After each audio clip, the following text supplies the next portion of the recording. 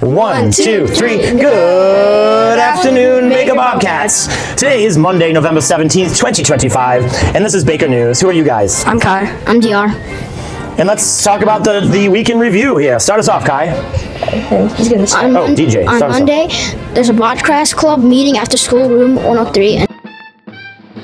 Right. Tomorrow is going to be the first boys basketball game, which is going to be a home game at Mason, starting at 4 o'clock. Go Baker. Yes, very excited about that. It's against Mason. It's at home. The game starts at 4. So if you want to come watch the game, it's free of charge, but you have to wait outside the office until they let you down at about 3:45. Also, there's a fall choir concert on Tuesday. Yes, excited about that. Tomorrow night, yes.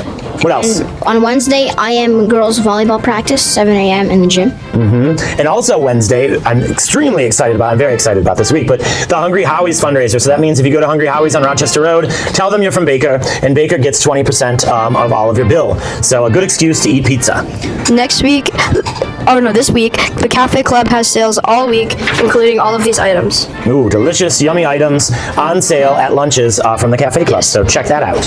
What else? On Thursday, there's a second boys ball home game versus bowling. That's right. 2 home hoops games this week. And there's also a Troy Berry book available on Thursday, November 20th. Yes, it's the kickoff, so you can finally check out those Troy Berry books on Thursday, and we will end this announcement with a little another book talk, so check that out. On Friday, we're going to have the Winter Sports Picture Day.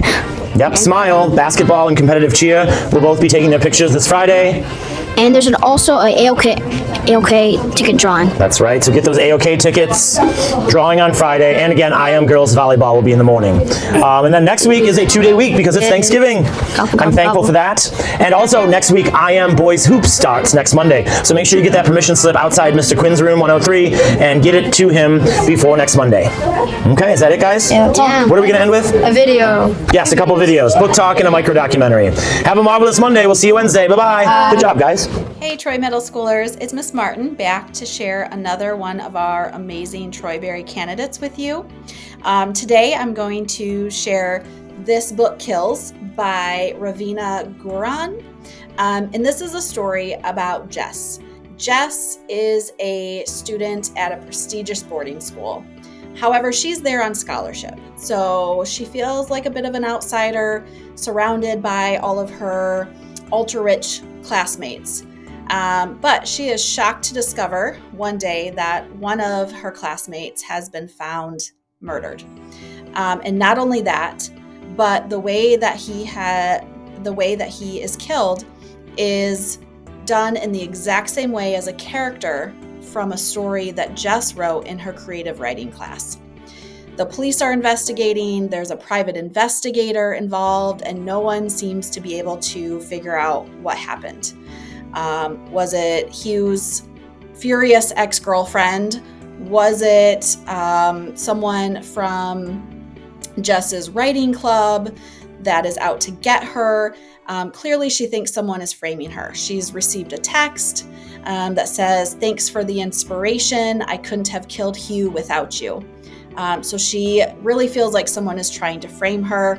And so her and her best friend decide to start investigating themselves. This is a very fast-paced story. If you like One of Us is Lying or The Good Girl's Guide to Murder, you will love this book. The other thing I really liked about this particular story is it is told from Jess's perspective, but in the future, reflecting on what happened. So lots of secrets, lots of plot twists. I hope that you will check out This Book Kills.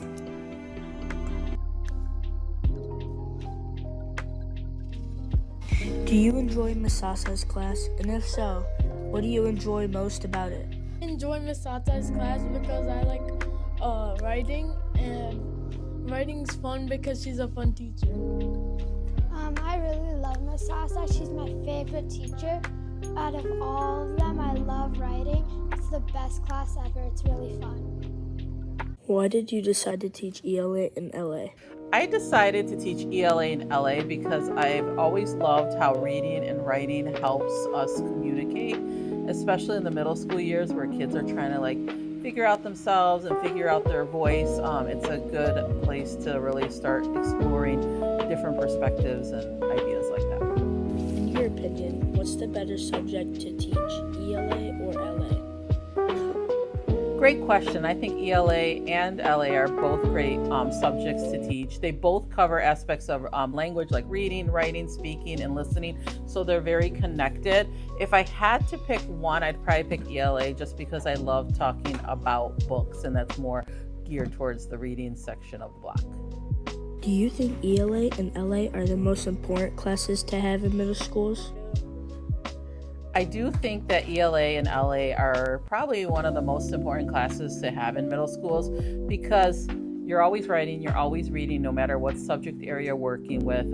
You're doing things like analyzing information and communicating effectively through all subject areas. So that's why I believe it's definitely one of the most important subjects.